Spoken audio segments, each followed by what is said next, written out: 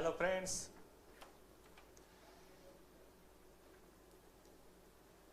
As per schedule मैं उपस्थित हूँ आपके लिए अकाउंटेंसी क्लास 12 की बात करने।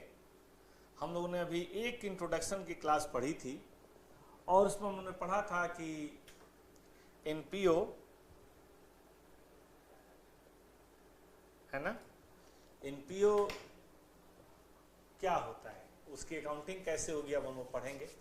तो एनपीओ मैंने कहा था नॉन प्रॉफिट ऑर्गेनाइजेशन या नॉट फॉर प्रॉफिट ऑर्गेनाइजेशन वो हैं जिनका मेन ऑब्जेक्टिव प्रॉफिट कमाना नहीं बल्कि सोसाइटी की बेटरमेंट है, जैसे स्पोर्ट्स एसोसिएशन, जैसे ट्रेड एसोसिएशन, जैसे आर्ट एंड कल्चर, रिलीजियस या इस तरह की जो चीज़ें हैं। ठीक है, जो बच्चे जुड़ चुके हैं वो एक बार हेलो भेज दीजिए ताकि मुझे पता चले कौन कौन जुड़ चुके हैं, मैं उनका नाम ले सकता हूँ।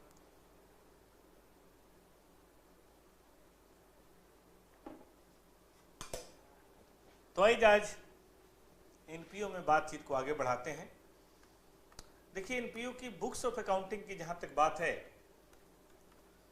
बुक्स ऑफ अकाउंटिंग वैसे ही होती है जैसे कोई भी ऑर्गेनाइजेशन करता है, इसके कुछ अपने खास रूल्स एंड रेगुलेशन है, उसके बारे में हम लोग बात करेंगे। लेकिन पहले मैं बात करना चाहता हूं, मैं क्लियर कर दूं, ये क्लास 12 के लिए है एज पर सीबीएसई सिलेबस। जो बाकी बोर्ड में भी अगर एनपीओ है तो वहां भी काम आएगा, कोई दिक्कत नहीं है। ठीक है, एक माही जुड़ चुकी हैं, एक टेरा जुड़ चुके हैं, 2 बच्चे जुड़ चुके हैं जहां तक उनका लॉगिन नेम है मैं वो पढ़ रहा हूं। और भी बच्चे जो जुड़े हैं सो एक बार हेलो भेजिए, गुड इवनिंग भेजिए। तो एनपीओ के फाइनेंशियल स्टेटमेंट की मैं बात कर रहा था। एनपीओ में देखिए 3 तरह के फाइनेंशियल स्टेटमेंट बेसिकली बनाए जाते हैं। पहला बनाया जाता है रिसिप्ट एंड पेमेंट।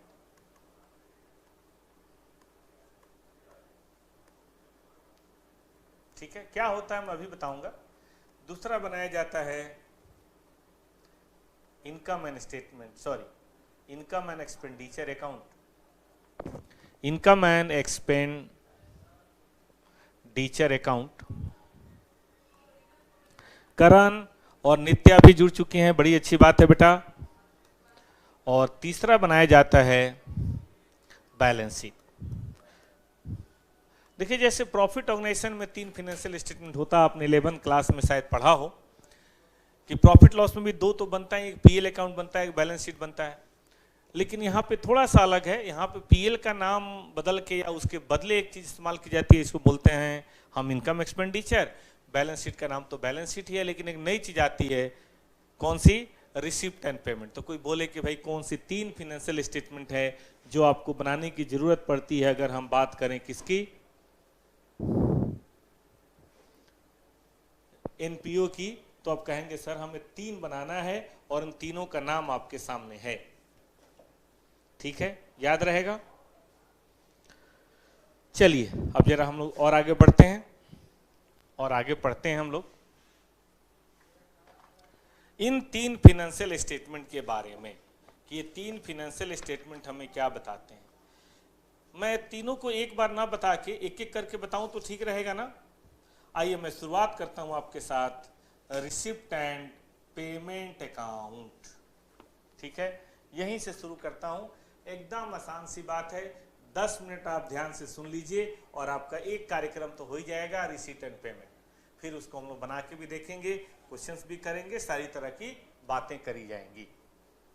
देखिए बच्चों,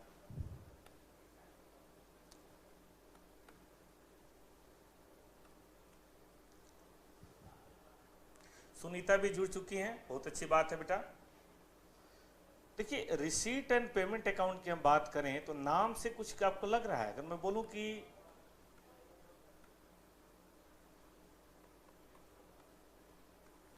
अगर मैं आपको बोलूं कि भाई गुलाब जामुन, तो ये बात सुन के आपके दिमाग में बात आती है 2 चीजों का, एक तो गुलाब और एक जामुन का। 2 चीजों का एहसास होता है? नहीं होता। अच्छा चलो छोड़ो, गुलाब जामुन छोड़ो, रोटी सब्जी, रोटी और सब्जी, दाल चावल, दाल और चावल, तो मैं कहूँ रिसिप्ट एंड पेमेंट।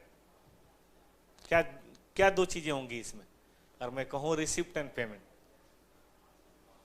तो दो कौन सी बात होगी? सोच के बताइए। रिसिप्ट और पेमेंट। यस, आप बिल्कुल सही है जो आपने सोचा। देखो दोस्तों, इसी बीच प्रशांत गिरी भी जुड़ चुके हैं, बहुत अच्छी बात है। तो मैं बात कर रहा था रिसीट एंड पेमेंट की। ये जो भी एनपीओ हैं, चाहे वो कोई चैरिटेबल इंस्टीट्यूशन हो, चाहे कोई स्पोर्ट्स क्लब हो, चाहे लाइब्रेरी हो, चाहे स्कूल कॉलेज हो, देखो पैसा तो यहाँ भी आता है। अब स्कूल कॉलेज है तो बच्चों की फीस आएगी, लाइब्रेरी है तो किताबों के बदले जो चार्ज लिया जाता है, अस्पताल है तो थोड़ा बहुत जो दवा और दारू के लिए पैसा दारू मतलब इलाज के लिए पैसा मिलता है, पर्ची कटती है 10-20 रुपए की। मंदिर मस्जिद है तो डोनेशन मिलता। क्या बात सही है? तो ये सारी चीजें से पैसा आता है और पैसा जाता भी है ना। कहाँ पैसा जाता है सोचिए?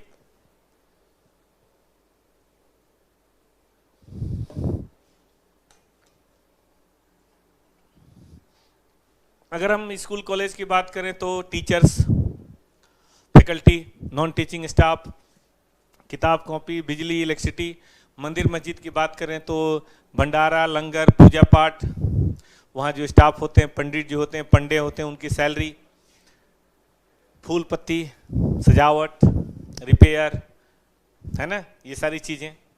अगर हम बात करें स्पोर्ट्स क्लब की तो पैसा आया, जो टिकट हुआ, स्पॉन्सरशिप हुआ, और जो प्लेयर को हमने दिया, उनके रहने की व्यवस्था करी, उनके ट्रेनिंग इक्विपमेंट्स खरीदे, कोच को दिया, मैदान ग्रास वगैरह सब कटिंग करवाई। तो यही आने का भी और यही दोस्तों जाने का भी रास्ता है। ठीक बात है ना? यही आने और जाने का रास्ता है। तो इन्हीं चीज़ों को जब कहीं हम एक जगह एक खास तरीके से दिखा देते हैं तो यही कहलाता है रिसिप्ट एंड पेमेंट। तो रिसिप्ट एंड पेमेंट अकाउंट के बारे में कोई पूछे कि क्या है तो पता है आप क्या बोलेंगे? बोलेंगे कि सर समरी है। कॉपी पेन लेके बैठे हैं बालक, सब कॉपी पेन लेके बैठे हैं भाई, हाँ या ना में जवाब दीजिए। बैठे हैं तो summary of cash collected, of course cash includes bank, cheque भी आए, और cash payment over a period of time. और यहां पीरियड ऑफ टाइम हम 1 साल से मानते हैं। Over a period of time. सिर्फ करण लेके बैठे हैं कॉपी किताब, बाकी सब घर में बैठे हैं, खींच लो भाई, इधर हाथ मारो, कॉपी आ जाएगी, किताब आ जाएगी, घर में ही तो बैठे हो लॉकडाउन में, और कहां जाओगे? तो देखो ये हमारा पीरियड है। लेट सपोज 1/4/2020 से लेकर 31/3/2021 का हम बना रहे हैं रिसिप्ट एंड पेमेंट अकाउंट। सुना आपने? 1/4/2020 से लेकर 31/3/2021। आपने पढ़ा होगा 11th क्लास में अकाउंटिंग पीरियड कॉन्सेप्ट की। अकाउंटिंग जो होती है वो एक खास पीरियड की जाती है। पीरियड जनरली 1 साल का होता है, वैसे लोग 3 महीने, 6 महीने, साल भर कुछ भी कर सकते हैं, ठीक है ना, लेकिन जनरली 1 साल का पीरियड होता है। तो 1 साल के पीरियड के अंदर आपको पता है क्या देखना है? पैसा आया, कितना आया और कहां से आया, और अगर पैसा गया तो कितना गया और किस बात के लिए गया। अगर हम एक तरफ सजा दें अपने रिसिप्ट को और एक तरफ सजा दें अपनी पेमेंट को, और कैश के ओपनिंग क्लोजिंग बैलेंसेज, बैंक के ओपनिंग क्लोजिंग बैलेंसेज से उसको टैली कर दें, तो यही बन जाएगा दोस्तों रिसिप्ट एंड पेमेंट अकाउंट। कोई भी चीज जो कैश या बैंक यानी कि नगद में हुई है, और कोई भी चीज जो आई हो या नगद में गई हो, वो सारी चीजें आएंगी।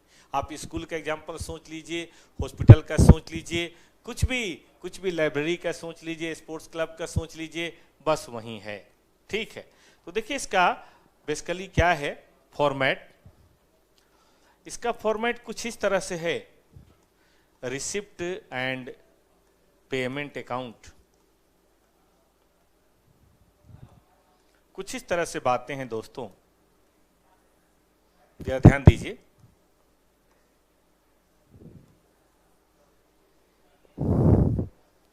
इसके अंदर जाहिर है अकाउंट है तो डेबिट और क्रेडिट की बातें होंगी, अकाउंट है तो दोनों बातें होंगी ना। इधर आएगा ओपनिंग। ओपनिंग कैश मतलब साल के शुरू में जो कैश था, ओपनिंग बैंक था, वो भी आएगा। कभी कभी ऐसा होता है दोस्तों, बैंक का ओवरड्राफ्ट होता है, पता है आपको ये बात? बैंक कैन बी ओवरड्रॉन, मतलब जितना पैसा आपने जमा नहीं कराया आपने उससे कहीं ज्यादा पैसा निकाल लिया, और अगर निकाल लिया तो वही बैलेंस हो जाएगा क्रेडिट बैलेंस। तो अगर कोई ओपनिंग बैलेंस है क्रेडिट साइड में तो उसे भी आप देख लीजिए, ठीक है ना। अब आगे चलिए, अब आगे आपको क्या देखना है डेबिट साइड में। डेबिट साइड में दोस्तों आपको देखना है कि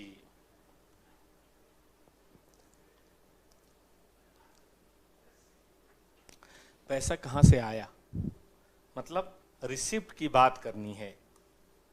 अब देखो पैसा अलग अलग सिस्टम का है। अगर मान लीजिए हम बात करते हैं किसी स्पोर्ट्स क्लब की या बीसीसीआई की, सब लोग समझेंगे इसलिए मैं बीसीसीआई ले रहा हूं, ठीक है। ये आपका स्कूल लूं, कौन सा लूं? बीसीसीआई। मुझे मैसेज करके बताइए आपके स्कूल का पहले एग्जाम्पल लूं या बीसीसीआई का लूं? बोर्ड ऑफ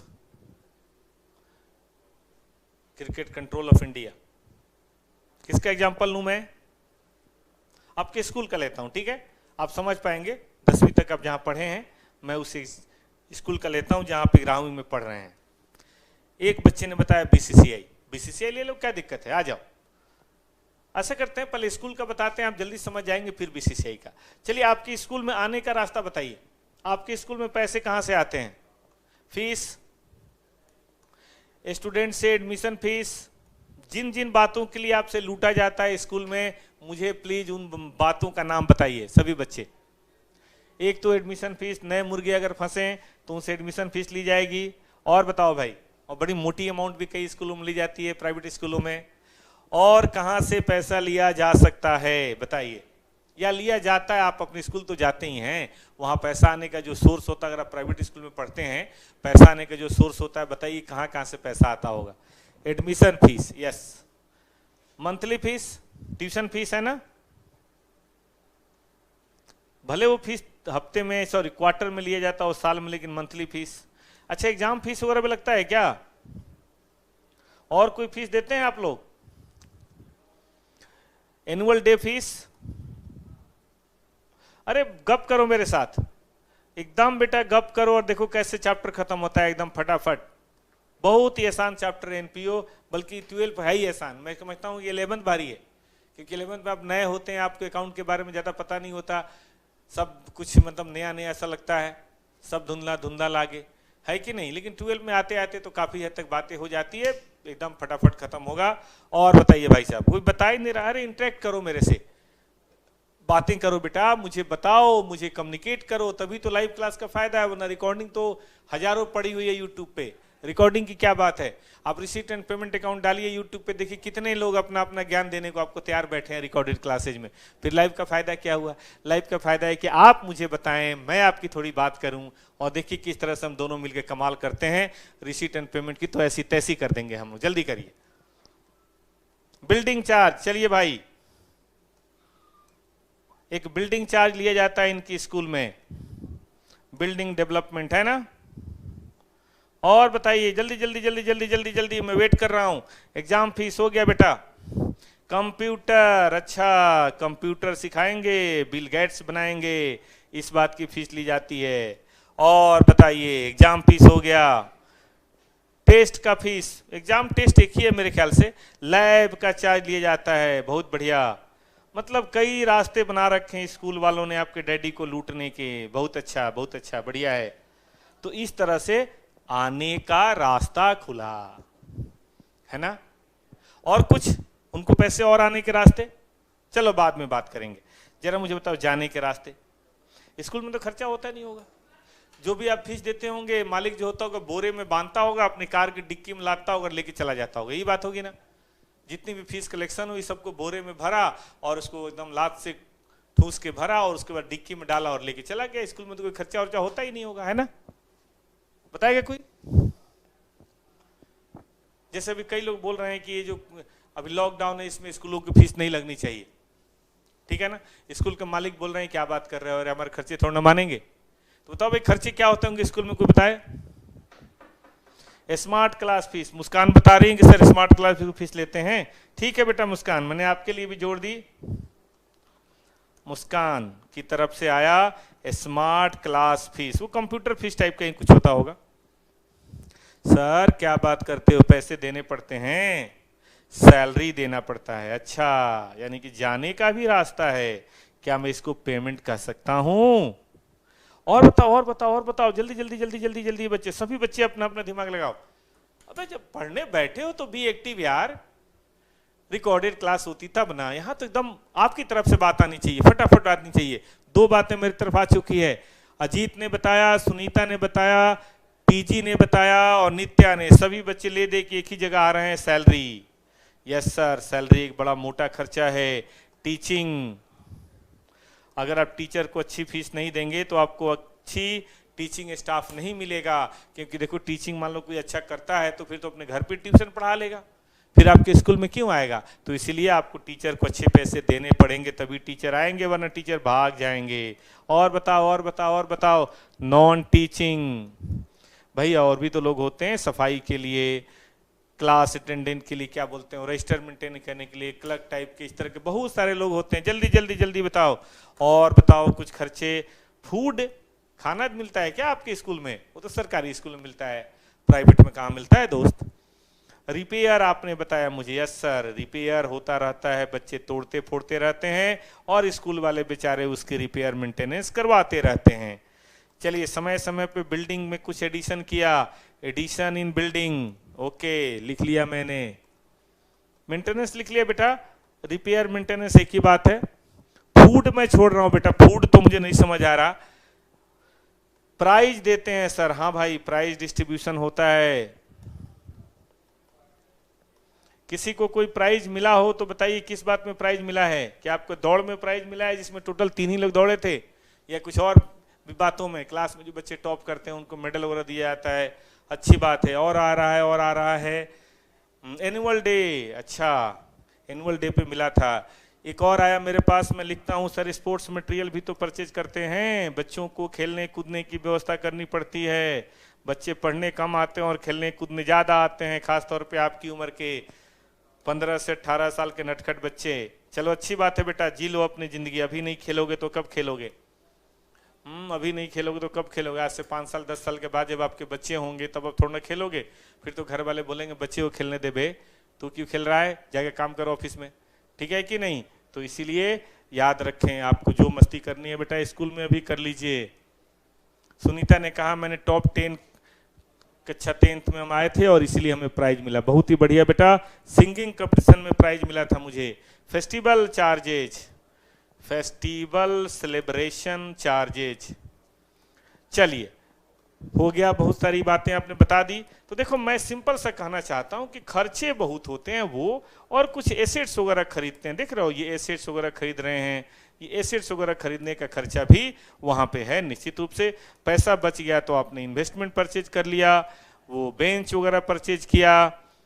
ऑफिस में और भी बहुत खर्चा है जो आपने बताया नहीं, जैसे इलेक्ट्रिसिटी का खर्चा है, किताब कॉपी का खर्चा है, स्टेशनरी का खर्चा है, जो स्टाफ है उनके चाय चुई का भी खर्चा होता है भाई साहब। तो इस तरह के बहुत सारे खर्चे होते हैं जो करने पड़ते हैं। जो भी आपने खर्चा किया है वो रखिए और देखिएगा जरा यहाँ पे लास्ट में जो बचेगा, कैश का बैलेंस है तो कैश में दिखाया जाए, और मेरे बालकों अगर बैंक का बैलेंस है तो बैंक में दिखाया जाए। लेकिन सावधान, बैंक 1 2 3 हो सकता है स्टेट बैंक में भी अकाउंट हो, पीएनबी में भी हो, और पता नहीं कहाँ कहाँ अकाउंट हो। और इधर भी हो सकता है बैलेंस सीडी, जब बैंक ओवरड्राफ्ट हो। बैंक ओवरड्राफ्ट में पूरा लिख देता हूं बच्चों के लिए, बैंक ओवरड्राफ्ट। तो सबको आया समझ में? अगर किसी का बैलेंस निगेटिव आ गया तो इधर जब ये आप रखेंगे तो ये टैली होना चाहिए, मतलब रिसीट पेमेंट का साइड टैली होना चाहिए, और नहीं तो बैलेंसिंग फिगर हम मानते हैं कि कैश बैंक रहा होगा। तो कभी कभी टोटल दिया होता है, कभी कभी ओपनिंग या क्लोजिंग फिगर मिसिंग होगी, तो आप ओपनिंग या क्लोजिंग फिगर बेटा लिखेंगे, ठीक है ना? तो देखिए ये रही आपके स्कूल की बात। फिर से देख लें सब लोग, कई जगहों से फीस आई, एडमिशन फीस हो, मंथली फीस हो, जो भी फीस हो। कभी कुछ स्कूलों में सरकारी ग्रांट में मिलता है तो ग्रांट फीस, कुछ एग्जाम वगैरह किसी का हो गया तो एग्जामिनेशन फीस, और जाने के भी रास्ते हैं कई सारे पेमेंट के। अगर पेमेंट के रास्ते हैं तो आप देख लीजिए, चाहे वो एक्सपेंसेज हो चाहे एसेट्स की बात हो, वो सारी चीज़ें आपको यहाँ लिखनी है। लास्ट में बैलेंस शीट ही बचेगा और यही आपका रिसीट एंड पेमेंट है। कहने का मतलब है कैश को सजा देना है, कैश और बैंक को सजा देना है तो रिसीट एंड पेमेंट बन जाएगा, ठीक है। लेकिन 2-3 बातें बेटा आपको यहाँ ध्यान रखनी है। सबसे पहली बात ये ध्यान रखनी है कि हम रिसीट एंड पेमेंट बनाते ही क्यों हैं, जब हमारे पास कैश बैंक अकाउंट तो है ही। भैया जब कैश बैंक अकाउंट हमारे पास पहले से है तो क्यों बना रहा है रिसीट एंड पेमेंट? पागल हुए हैं क्या? जरूरत क्या पड़ी हुई है? वाई जब एक चीज हमारे पास आई तो दूसरी चीज क्यों? बेकार का मेहनत। तो देखिए, कैश बैंक अकाउंट और रिसीट एंड पेमेंट में फर्क है। कैश बैंक टेस्ट मैच है। पूरे साल का कैश बैंक इतना हो सकता है, 365 दिन में जहां से पैसा आया जहां को पैसा गया इतना हो सकता है। सैलरी कितनी बार दी, रिपेयर कितनी बार हुआ, फीस हर दिन आती है, 365 दिन की एंट्री होगी। तो जो कमिटी के मेंबर हैं उनके लिए पूरा कैश बैंक अकाउंट देख पाना मुश्किल है, उसके बेसिस पे डिसीजन ले पाना मुश्किल है। इसीलिए कैश बैंक बेटा टेस्ट मैच है। रिसीट एंड पेमेंट पता क्या है? हाईलाइट्स है। उन सबको इकट्ठा करके जो कॉन्साइज करके बनाते हैं वो रिसीट एंड पेमेंट है। गौर से देखिए, मैं रिसीट एंड पेमेंट में हर महीने की सैलरी नहीं लिख रहा, पूरे साल की लिख रहा हूं। मैं हर महीने की फीस नहीं लिख रहा, पूरे साल की फीस लिख रहा हूं। तो कोई बोले कि रिसीट एंड पेमेंट क्यों बनाते हैं, तो हम बनाएंगे भाई समरी के लिए, ठीक है। ये कुछ नहीं है, कोई पूछे क्या है तो आप कहेंगे summary of cash and bank account, ठीक है। ये क्रीम है, वो दूध था, वो दूध था और ये सॉलिड मलाई है, एकदम पानी हटा दिया, एकदम मलाई रख लिया। इससे नहीं हमें पता चलता है कि पूरे साल में क्या सैलरी, एक आइटम, पूरे साल में रिपेयर कितना, पूरे साल में इलेक्ट्रिसिटी कितना, पूरे साल में नॉन टीचिंग स्टाफ की सैलरी कितनी, इकट्ठा बना दिया। और इसलिए इसका नाम है कैश एंड बैंक अकाउंट। चलेगा? गुड। अब और आगे चलिए। सर ईयर क्या है ये? सर ये ईयर एंड पे फॉर्म होती है। हाँ बेटा, ये साल के लास्ट में बनाया जाता है पूरे साल के लिए, है ना, for the whole year at end of year. PG आपका आंसर मैंने दिया बेटा। अच्छा, एक और बात, ये बनता है बेटा on cash basis. On cash basis का मतलब समझते हो? नहीं समझते हो? ऑन कैश मतलब कैश आया तो लिखेंगे, कैश गया तो लिखेंगे। अगर कैश आया तभी लिखा जाएगा, कैश गया तभी लिखा जाएगा। अगर कैश नहीं आया तो हम बात नहीं करेंगे, कैश नहीं गया तो हम बात नहीं करेंगे। कहने का मतलब, अगर मार्च की सैलरी हमने मार्च में दी है तभी रिसीट एंड पेमेंट में आएगा, क्योंकि तभी कैश अकाउंट में आएगा। तो यहाँ पे आउटस्टैंडिंग प्रीपेड नहीं चलता, यहाँ एक्रूअल नहीं चलता जो आपने प्रोप्राइटरशिप में पढ़ा था। मैं एक्रूअल की बात नहीं कर रहा। अगर मिला तो जरूर लिखेंगे, नहीं मिला तो नहीं लिखेंगे। मैं इस बात को थोड़ा और क्लियर कर देता हूं। देखिए, ये 1/4/2020 है। पीडीएफ कब देंगे? बेटा पीडीएफ मैंने ऑनलोड कर दिया है, आपने देखा नहीं। चलो, मैंने पीडीएफ ऑनलोड कर दिया है। टेलीग्राम का चैनल है, टेलीग्राम का चैनल, मैं लिंक इस वो वीडियो के नीचे भेज दूंगा क्लास के बाद, ठीक है। टेलीग्राम का चैनल है बेटा, नाम है टॉपर्स बोर्ड। बोर्ड से मतलब है बोर्ड एग्जाम, क्योंकि टॉपर सीए की, सीएस की, सीडब्ल्यूए की कई सारी पढ़ाइयाँ पढ़ाता है, इसीलिए केवल टॉपर्स पे नहीं मिलेगा बेटा, उस पर मत जाइएगा। और भी टॉपर्स के नाम से बहुत सारे टेलीग्राम के चैनल हैं, वहां मत जाइएगा। आप टॉपर्स बोर्ड को टाइप कीजिए और जो आए उसको सब्सक्राइब कीजिए, जाके देखिए वहां पे एनपीओ के तीनों नोट्स पड़े हुए हैं। किसी ने देखा था? किसी ने एनपीओ के नोट्स देखे थे बेटा? बताए कोई, अगर किसी ने एनपीओ का नोट्स देखा था तो हाँ ना में जवाब दीजिए। टॉपर्स बोर्ड पे आपको मिल जाएगा। टेलीग्राम के चैनल अगर आपके पास है तो ठीक है, नहीं है तो सॉफ्टवेयर डाउनलोड कर लीजिए। ऐप है छोटा सा, बहुत छोटा सा ऐप है, मोबाइल में आ जाएगा। वहां जाइए, वहां टेलीग्राम बोर्ड है, आराम से पीडीएफ उसकी ओपन करिए और आराम से देखिए और क्वेश्चन बनाइए, मस्त रहिए, ठीक है। ये सारी बातें जो मैं लिख रहा हूँ उसमें खूब डिटेल और बढ़िया से समझाया हुआ है, बढ़िया से दिया हुआ है नोट्स के अंदर। नोट्स पर उन्होंने बड़ी मेहनत करी है। किसी ने भी नहीं रखा है, कोई बात नहीं, तो आज कर लेंगे। बस आता है टेलीग्राम। टेलीग्राम वो नहीं जो पुराने जमाने में एक जगह से दूसरी जगह भेजते, टेलीग्राम एक ऐप का नाम है, ठीक है। गौरव सिंह राजपूत बता रहे हैं हाँ सर हमने देख लिया है, ठीक है, बाकी लोग को मिल जाएगा भाई, अभी क्लास करने दो, आराम आराम से फिर बात करेंगे। चलो मैं कह रहा था ये है हमारा 1-4 से लेकर, ठीक है। अब देखो यहाँ पे अप्रैल है, मई है, जून है, जुलाई, अगस्त, सितंबर, अक्टूबर, नवंबर, दिसंबर, जनवरी, फरवरी, मार्च है। अब देखो मान लो कि मार्च की सितंबर की फीस सितंबर में आ गई या अक्टूबर में आ गई, तो आ गई ना। अक्टूबर की फीस दिसंबर में आ गई, होता है कई बार देर। दिसंबर की सैलरी हमने जनवरी में दी, चलता है इतना। तो ये सब आने जाने की बातें चलते रहने दीजिए, ठीक है बेटा, कोई दिक्कत की बात नहीं है। लेकिन ध्यान दीजिए अगर किसी कारण से मार्च की फीस बच्चे नहीं दे पाए भाई, तब तक लॉकडाउन हो गया, कोरोना आ गया और मार्च की फीस मार्च में नहीं मिली स्कूलों को, अभी अप्रैल में भी नहीं मिलेगी, स्कूल खुला ही नहीं है। तो फिर ऐसे सिचुएशन में वो जो पिछले साल का 2019-20 का रिसीट एंड पेमेंट बनेगा तो वो फीस नहीं आएगी। पता है वो कब आएगी? अगले साल जब बनेगा तब आएगी, ठीक है। किसी कारण से अगर पिछले साल की फीस अगले साल मिले तो इस साल के रिसीट एंड पेमेंट में नहीं आके वो अगले साल के रिसीट एंड पेमेंट में जाएगी, ठीक है। और किसी कारण से पिछले साल की सैलरी अगर यहां हमने पे करी तो फिर इस साल की रिसीट एंड पेमेंट में आएगी। यानी कि यहां ये नहीं देखते किस साल का है, यहां ये नहीं देखते हैं, यहां देखते हैं कि क्या इस साल में आया या इस साल में गया। बात आप ऐसे समझिए कि भाई आपके घर में 4 लोग हैं, ठीक है, और 2 लोग पड़ोस से आए हैं, तो अभी आपके घर में कितने लोग हुए? 6 लोग। बस 6 लोग की बात करनी है। या सपोज कि जब घर में 4 लोग हैं और 1 लोग कहीं बाहर गए हैं वो सब्जी लाने, तो अब घर में कितने लोग? 3 लोग हैं। तो हम घर की बात करें, घर में फिजिकली कितने प्रेजेंट हैं हम उनकी बात करेंगे। पड़ोसी आ जाए तो वो भी हम मानेंगे और अपना कोई चला जाए तो उसे नहीं मानेंगे। इसका मतलब है अगर 2020-21 का हम बना रहे हैं, 2019 की कुछ चीजें यहाँ मिल जाए या पे करनी पड़े तो जरूर आएगा रिसीट एंड पेमेंट में, क्योंकि हम रिसीट एंड पेमेंट के अंदर कैश बेसिस की बात कर रहे हैं। पैसा आया, अगर इस साल आया है, चाहे वो किसी साल के लिए आया हो, हमें इससे कोई फर्क नहीं पड़ता हो किस साल के लिए आया है। अगर आया है तो दोस्तों हम उसे जरूर दिखाएंगे, और अगर वो निकल के चला गया, यहां से चला गया कहीं और, तो फिर हम उसे नहीं दिखाएंगे, ठीक है। एक बात याद रहेगी, उल्टा सुनिए। मान लीजिए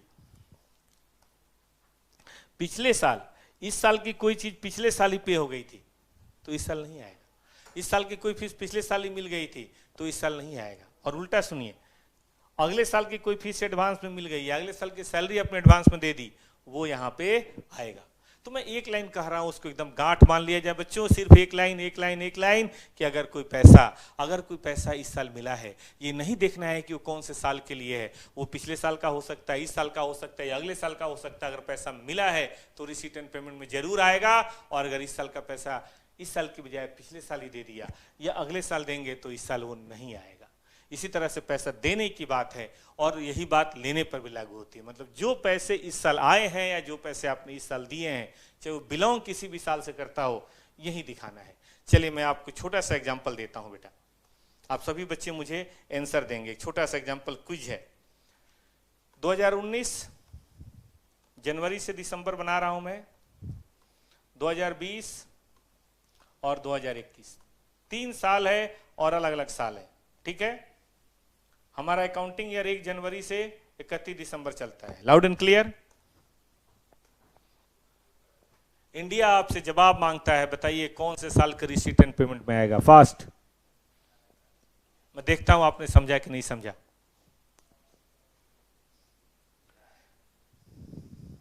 किसी को आता ही नहीं है, हमारे सभी बच्चे बस ऐसे ही हैं, आता हो तब तो जवाब देते। कोई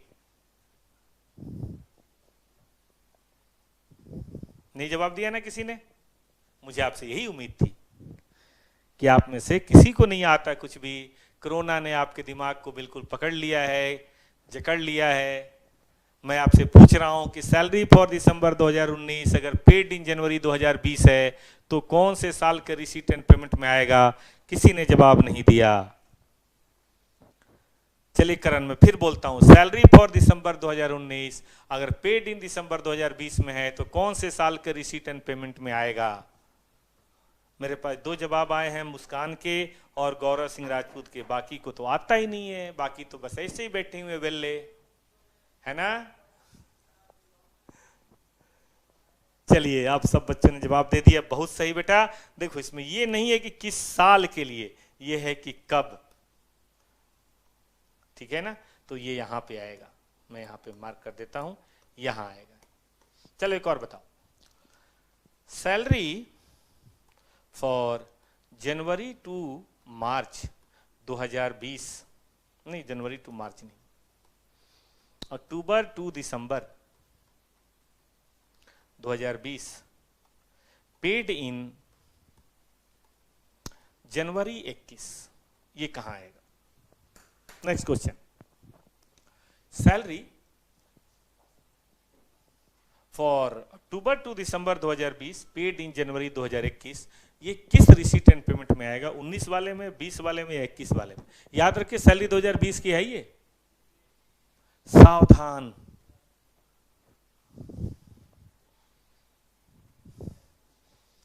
मेरे पास दो जवाब आए हैं, माही और इनके का, मुस्कान, गौरव, निकिता, प्रशांत गिरी और प्रियंका, इन सब का बिल्कुल सही जवाब बेटा, एकदम सही लाइन पे आप जा रहे हैं। आप जीत चुके हैं एनपीओ के 1-2 नंबर की कहानी। चलिए एक और क्वेश्चन, फीस फॉर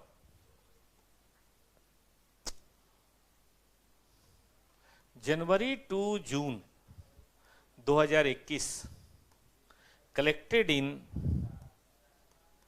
अक्टूबर 2020, ये कहां आएगा? ये कौन से साल वाले में आएगा? मुझे समझ नहीं आ रहा। Fees for January to June 2021 collected in October 2020, पता नहीं कहां आएगा, 2021 में या 20 में, पता नहीं कहां आएगा। ये 2-3 बच्चों ने बताया है, शायद गलत ही बताया होगा।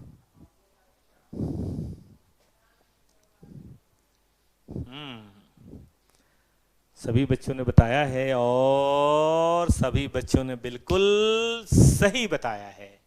क्यों मैं कह रहा हूं? क्योंकि देखिए यहां पे कॉन्सेप्ट ये नहीं है कि फीस कब की है, कॉन्सेप्ट ये है बेटा कि फीस मिली कब है। चूंकि यहां मिली है इसलिए यहां आएगा। और सुनिए, इंश्योरेंस एक्सपेंस या पॉलिसी फॉर 2020 पेड इन जुलाई 2019, बताइए तो ये कहां आएगा? जुलाई 2019 में हमने पे किया 20 का इंश्योरेंस, बताइए जरा।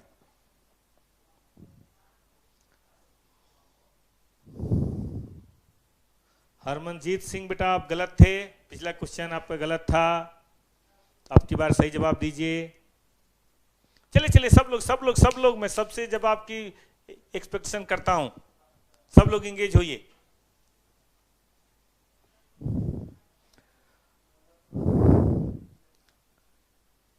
हरमनजोत एकदम सही बताइए मुझे बेटा।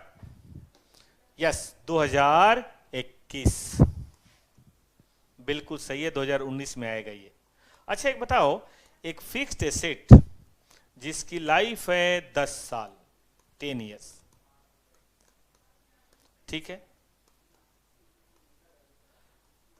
10 लाख में हमने परचेज किया इन जनवरी 2019। बताइए एक मिनट, जनवरी 2016, सुना आपने ठीक से? फिक्स्ड एसेट जिसकी लाइफ है 10 साल, परचेज 10 लाख इन जनवरी 2016, ये कौन से रिसीट एंड पेमेंट में कितना आएगा? 2019 में कितना आएगा, 20 में कितना आएगा, 21 में कितना आएगा? 10 लाख रुपए का है और लाइफ है 10 साल, कोई मुझे बताए। याद रहे इसका परचेज का डेट है जनवरी 2016, 2016 में हमने सारे पैसे दे दिए थे। तो बताइए 2019 में, 20 में और 21 में रिसीट एंड पेमेंट में कितना आएगा? कोई बताए मुझे, जवाब दीजिए। 2019 में, 20 में, 21 में कितना आएगा? 10 लाख का एसेट है, 10 लाख में खरीदा है, 10 साल चलेगा और जनवरी 2016 में हमने परचेज किया था। तो ये रिसीट एंड पेमेंट 2019 में, 20 में या 21 में कितना आएगा? या कितना कितना आएगा, थोड़ा थोड़ा ज्यादा करके जैसे भी आएगा मुझे कोई बताए।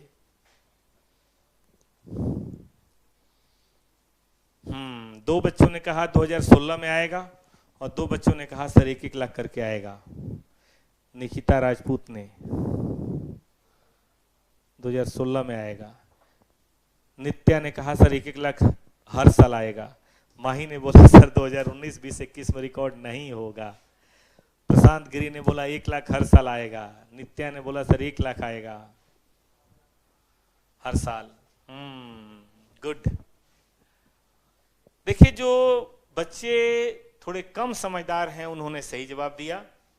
जिन बच्चों ने ज्यादा दिमाग नहीं लगाया उनका सवाल जवाब बिल्कुल सही था। कब पेमेंट हुआ है? 2016 में। तो भाई साहब 2016 में पूरा 10 लाख आएगा। ये 10 साल चले चाहे 20 साल चले चाहे 100 साल चले, रिसीट एंड पेमेंट में एक ही बार आएगा जिस दिन हमने पेमेंट किया 2016 में। तो अगर किसी ने कहा 1 लाख रुपए पर एनम, तो भाई साहब आप 11th के बैकलॉग को लेके चल रहे हैं डेप्रिसिएशन को। गलत जवाब है। 2019 में, 20 में, 21 में 1 रुपया भी नहीं आएगा। इसका सही जवाब है कि 2019, 20 और 21 में 1 रुपया भी नहीं आएगा। क्योंकि क्या आपने 2019 में पैसे दिए? क्या आपने 2020 में पैसे दिए? कितने दिए बताना जरा। क्या 2021 में आपने पैसे दिए? बताना जरा। 1 रुपया नहीं दिया आपने। सोचते नहीं हैं आप। मैं बार बार कह रहा हूं पैसे का जाना जरूरी है तभी आएगा रिसीट एंड पेमेंट में। पैसे का आना जरूरी है तभी आएगा रिसीट एंड पेमेंट में। अदरवाइज भाई साहब रिसीट एंड पेमेंट में नहीं आने का। यानी कि 2016 आपका बिल्कुल सही जवाब है। 2016 में पूरा 10 का 10 लाख आएगा। गौरव सिंह ने सही दिया है जवाब।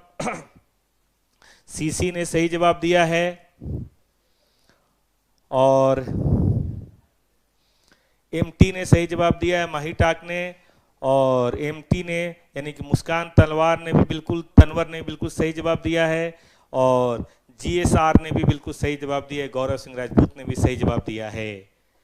चलिए बहुत अच्छी बात है। आप सभी बच्चे इंगेज रहे, व्यस्त रहे।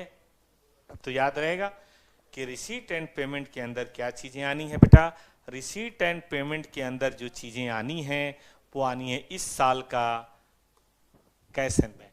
कोई भी चीज जो इस साल के कैश एंड बैंक में आएगा रिसीट एंड पेमेंट में जरूर आएगा, और अगर नहीं आएगा तो नहीं आएगा।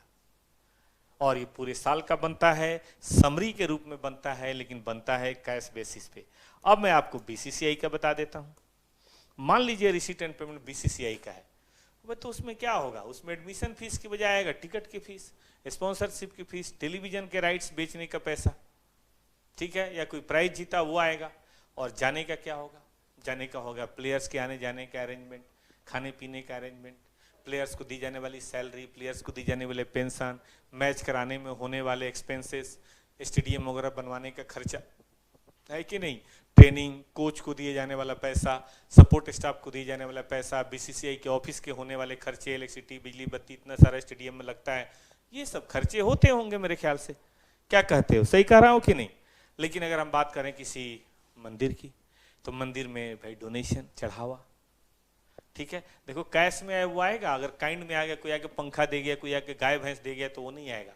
गाय भैंस बेचेंगे तब आएगा। कोई ज्वेलरी दे गया वो नहीं आएगा, लेकिन ज्वेलरी को बेचा हमने तब आएगा, ठीक है। और उसके बदले जो खर्चे होते हैं शिवरात्रि में, या वो क्या बोलते हैं, होता है ना वो कृष्ण जन्माष्टमी या दुर्गा पूजा या दिवाली या छठ या इस तरह कोई भी फेस्टिवल जो हुआ, उसमें जो खर्चे होते हैं, सजावट की चीज़ें आती हैं, गाने बजाने वाली मंडली आती है, पूरे रात एकदम गाते रहते हैं, या प्रसाद वितरण होता है, या कोई लंगर भंडारा टाइप की जो चीज़ें होती हैं। हमारे बगल में गुरुद्वारा है टॉपर्स के बगल में, रब की बड़ी कृपा है, टॉपर्स के ऊपर 23 साल से हम लोग चल रहे हैं दिल्ली में। और इसके पीछे मैं बहुत बड़ा कारण मानता हूँ कि टॉपर्स की बिल्डिंग जो लक्ष्मी नगर दिल्ली में है, ठीक सटे हुए गुरुद्वारा है। तो वहाँ पे हमेशा लंगर होता रहता है और मैं लंगर एकदम जम के खाता हूँ। वहाँ पे जो रहते हैं वो हमेशा हमें बुलाते रहते हैं और मैं भी मत्था टेकता हूँ, और वहाँ पे लंगर में हमेशा खा के, रोज तो मैं नहीं कहूँगा, कभी कभी अपने घर भी खाता हूँ, लेकिन मैं वहाँ पे लंगर खाता हूँ। मैं देखता हूँ वहाँ पे काफ़ी लोग आते हैं लंगर खाने, तो देखो व्यवस्था करने में खर्चा तो लगेगा ही ना बेटा, ठीक है कि नहीं? अरे नवल जी फोन दीजिए, मेरा फोन डिस्चार्ज हो गया, मैं अभी फोन लेता हूँ। तो इस तरीके से जो लंगर के खर्चे हैं वो सब होंगे। तो कहीं भी अगर आप देखें, अगर स्कूल कॉलेज की बात करें तो ऐसी जैसे यहाँ पे हुआ, कोई भी चीज़ ऐसी आप देखेंगे तो आने जाने की जो व्यवस्था है कैश की, वो अगर आपने ठीक से रिकॉर्ड कर दिया तो मैं समझता हूँ आपने रिसीट एंड पेमेंट पे पार पा लिया। ठीक है, अब मैं आपको एक क्वेश्चन दिखाता हूँ, ठीक है, उस क्वेश्चन को आप सब लोग देखिएगा। सर डोनेशन तो रिसीव करेंगे ना? हाँ बेटा, जो डोनेशन आ गया उसको हम जरूर रिसीव करेंगे, इसमें कोई दो मत की बात नहीं है। लेकिन मैं क्वेश्चन कैसे दिखाऊं, जरा मैं देखता हूं कि मैं दिखा सकता हूं कि नहीं। मेरे पास क्वेश्चन फोन में है, इससे पे है कि नहीं मैं देखूं जरा 1 मिनट के लिए। ये तो राजीव सर का खुल गया, अभी देखता हूं मैं। ये हमारी बात है।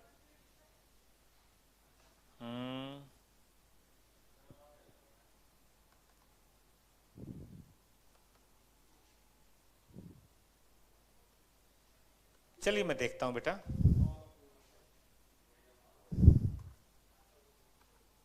आइए एक छोटा सा क्वेश्चन मैं आपके लिए लेके आता हूं, आप मुझे देख के बताएंगे कि आप कर पाते हैं कि नहीं कर पाते हैं। भाई साहब ऐसे हो जाओ, भाई क्या कर रहा है?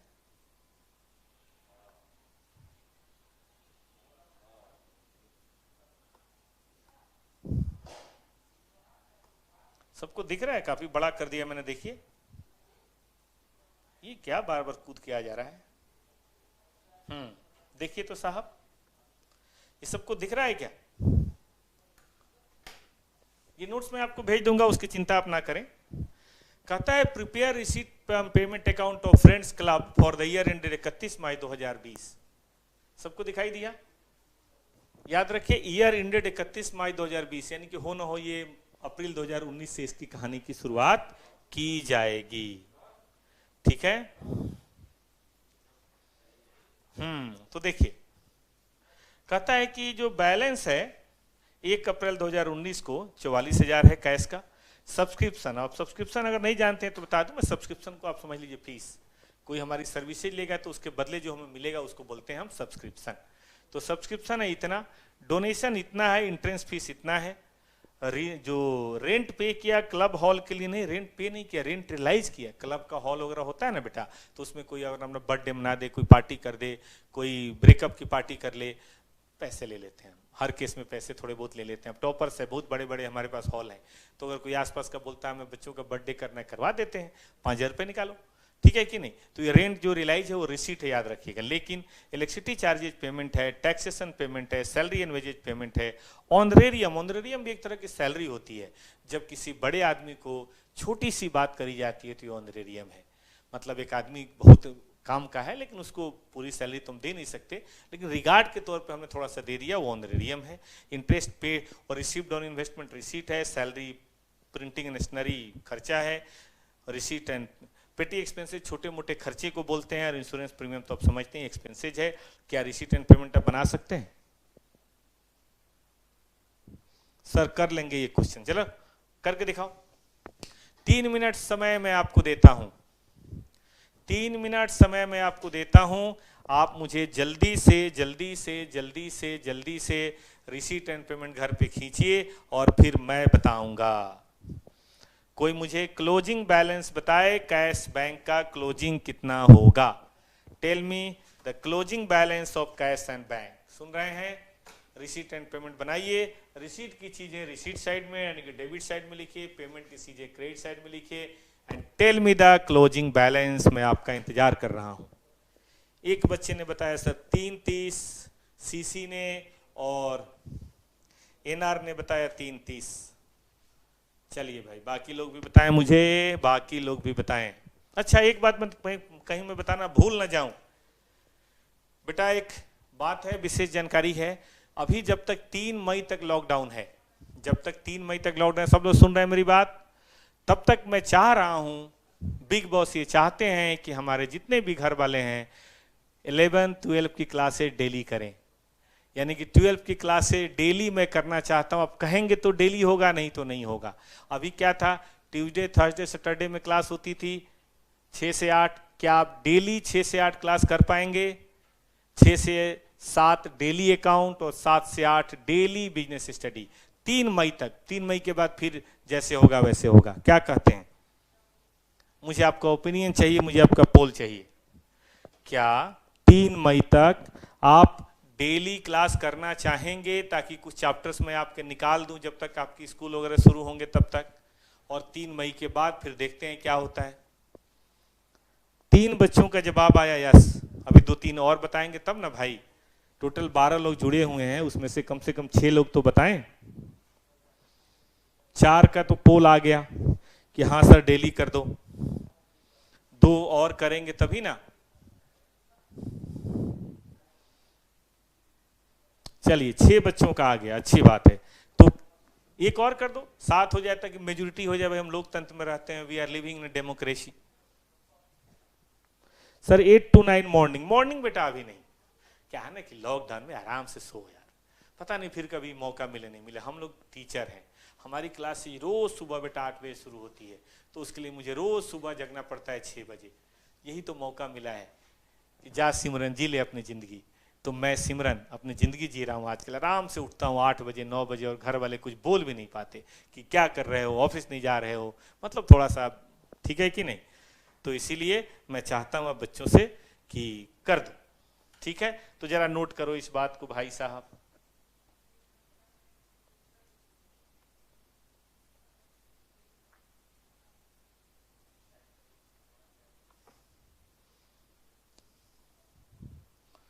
इस बात को आपको नोट ये करना है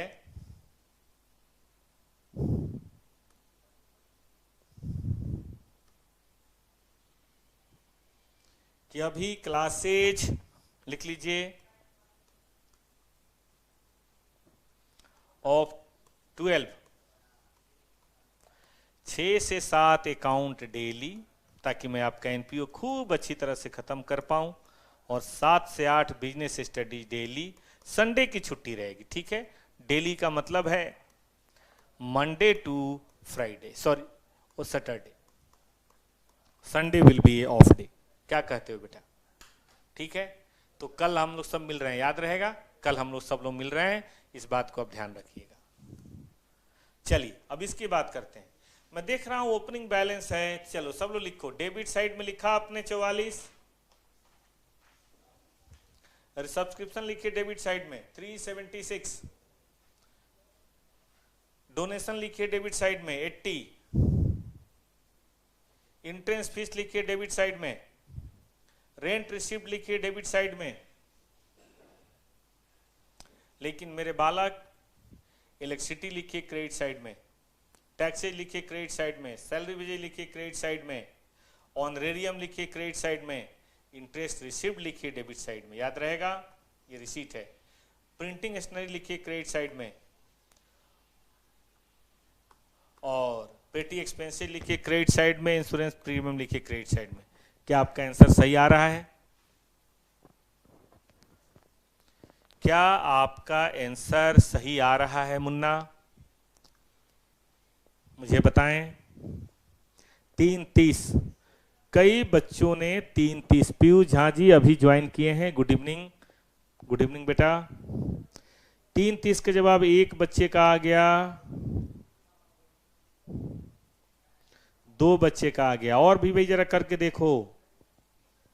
3:30 तो सही जवाब है, लेकिन और भी लोग करके देखो जरा।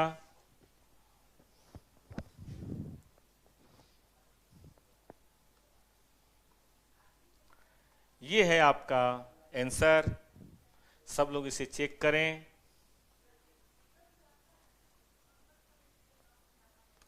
Opening, subscription, donation, entrance fees, electricity, taxes, honorarium लिखा सबने।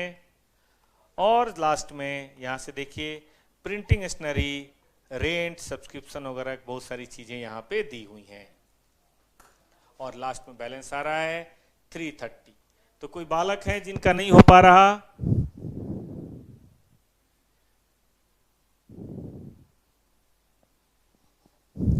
काफी बच्चों का आंसर आ गया, 6-7 बच्चों का तो आ ही गया। उम्मीद है बाकी बच्चे भी कर लेंगे। ये क्वेश्चन मैं फिर से बोल रहा हूं, आपके टेलीग्राम के चैनल टॉपर्स बोर्ड में अवेलेबल है, वहां जाइए डाउनलोड कीजिए। केवल क्वेश्चन अवेलेबल है, आंसर आपके सामने, और आंसर तो क्लास में मैं बनाया करूंगा। और इसी के साथ 7:01 हो गया और ये रुकने का समय है दोस्तों।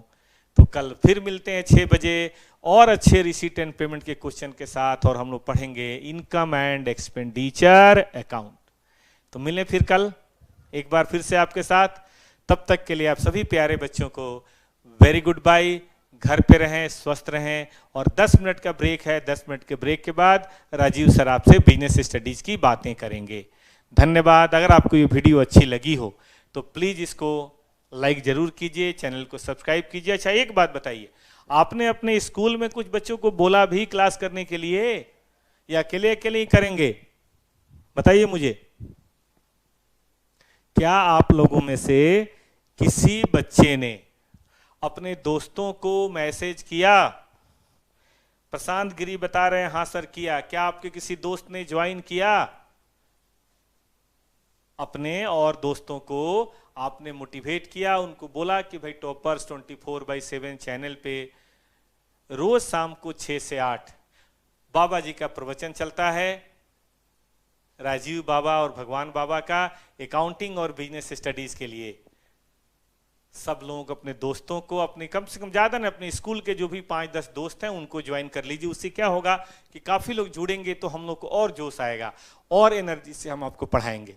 ठीक है कि नहीं? और हम नोट्स बनाते समय एक एक्साइटमेंट सा महसूस करेंगे। अभी तो आप लोग 12-15 बच्चे जुड़े हैं, लेकिन और भी लोग अगर जुड़ जाए तो फिर मजा आ जाएगा। ठीक है ना? तो आप में से किसी ने अगर बोला है, 2 बच्चों ने कहा मैंने बोला है, एक निकिता ने बोला और एक गौरव ने बोला, 2 लोगों ने, माही ने बोला, पीयूष झा ने बोला। बहुत अच्छी बात है बेटा।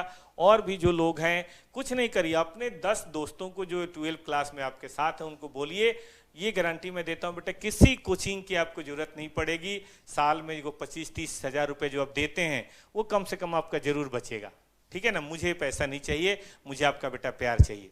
पिछले 22-23 साल से हम लोग पढ़ाते हैं सीए के बच्चों को, और सीए के बच्चे अच्छा खासा हमें फीस दे देते हैं, हमारी दाल रोटी चल जाती है। अब तो ये खाली समय हम लोग का था तो एक दिमाग में आइडिया आया तो हम आपके साथ जुड़ गए, और एक बार जुड़ गए आप लोग का प्यार अगर मिलेगा तो हम लोग फिर मस्ती से करते रहेंगे। इसलिए जरूरी है कि एक बच्चा कुछ नहीं करना है, सिर्फ 10 बच्चे को जोड़ लीजिए। आपके जो दोस्त हैं स्कूल के, उनको क्या, भी आज 8 बजे क्लास खत्म होगी, उनको मैसेज कीजिए और उनको बोलिए कि भाई 24/7 चैनल पे जाओ और वहाँ सर की क्लास पड़ी हुई है, प्ले लिस्ट में, वहाँ जाके फर्स्ट और सेकंड क्लास एनपीयू के देखो। अगर तुम्हें समझ आए तो तुम जरूर क्लास करना, और कल उनको भी अपने साथ बिठाइए। अपने घर मत बुलाइएगा ना, ना ना, अपने घर नहीं, उनको अपने घर बोलिएगा कि अपने घर बैठ के क्लासेज करनी है। ठीक है? चलिए, बहुत अच्छी बात है। ठीक है दोस्त, तो गुड बाय।